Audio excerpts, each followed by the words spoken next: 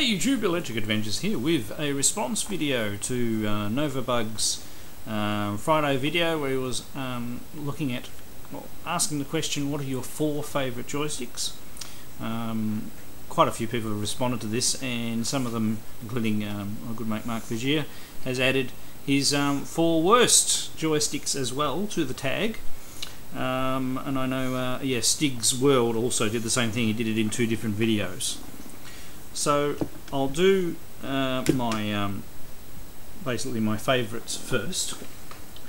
So number 1, you really can't beat a classic, and really the the company that got joysticks right, and that was Atari and the original joystick. It had a stick and a button. It was made out of plastic, a bit of nylon inside, but they took an incredible beating.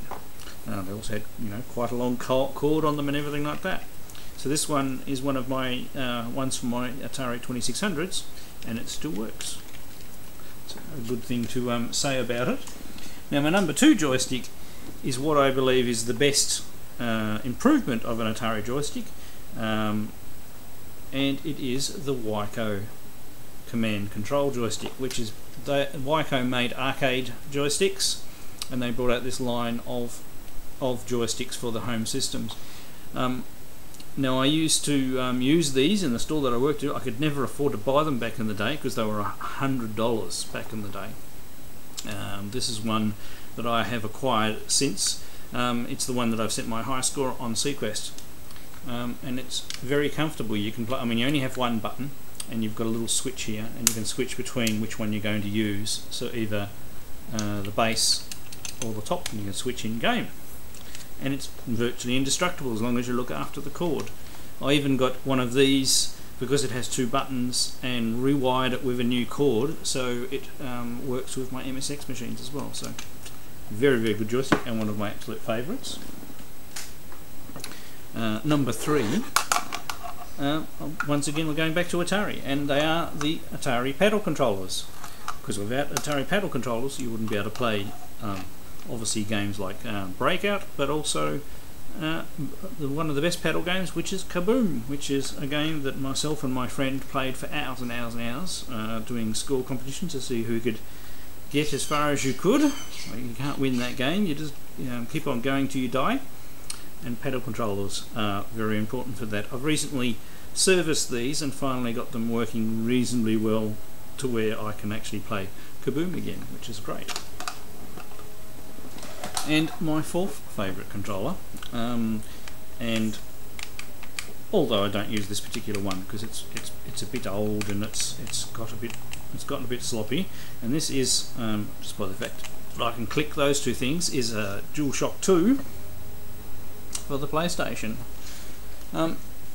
PlayStation came up with a joystick that is comfortable. It fits my giant size hands. You have your dual analog sticks, which also act as buttons.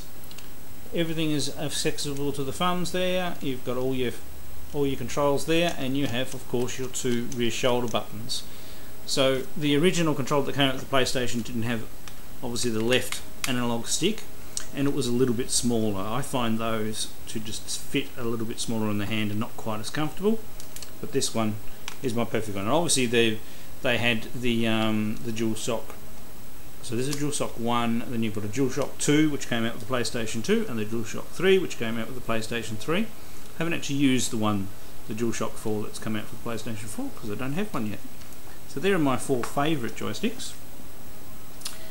Now let's do my 4 what I consider the worst joysticks. Now I'm going to agree with sorry, just make sure I can get the cord, Mark, Lactosibelius Prime, and basically an Odyssey G1 7000. It has a joystick that feels like an analog joystick that isn't. It sounds all crunchy and everything, and you have 1 button here. I will say, in its benefit, it is big and does fit in the hand.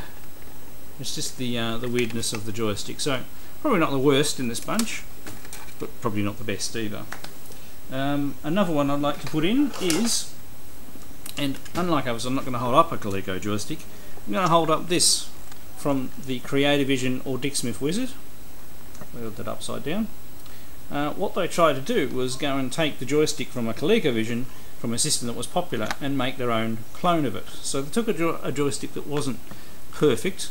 I mean, I'm used to a ColecoVision joystick, so I mean, this is how you have to hold them basically. You have to hold two-handed like this and play with them, and you get used to them after a while. But the trouble with this one, because they've tried to make it a keyboard, is that it's that bit wider and you get cramp in your hand, and you don't have as big a range of movement with the joystick, so that doesn't help.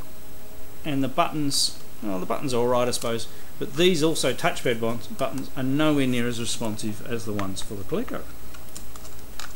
So next, and you know, I'm going to get panned for this, but I never really had a Nintendo here, so the original Nintendo controller. And the reason why I cannot play games with these, anytime I try it, they are too small and I get cramp. I mean, I do, in my defence, I do have a damaged thumb joint, and they force you to use your thumb for firing, and I just can't do it. And they're too small. I actually prefer the dog bone controller, which is that one there, because it has a little bit more that sits in your palms. But even so, still I can't play with those for a long period of time without getting hand cramp. And then, so my fourth one is actually from the Sega Master System, and their control pad, where they sort of tried to copy Nintendo's joystick, but they only put 2 damn buttons on it, so it really restricts it. Plus you have this pad, you don't have the 4 directional rockers like the Nintendo one, so it doesn't quite work as well. I mean, it is quite good for the Sega games, but once again I still enjoy plugging in an arcade stick and playing with them with that. So not the worst of the worst, but still not the best. Well, there we go. There are my 4 best and 4 worst joysticks. If you'd like to make a response, feel welcome. But also make sure you go and check out Novabug's original video. I'll put a link down below. Also would like to wish Novabug congratulations on the birth of his next child. And yeah, so make sure you go check him out and do a response if you want.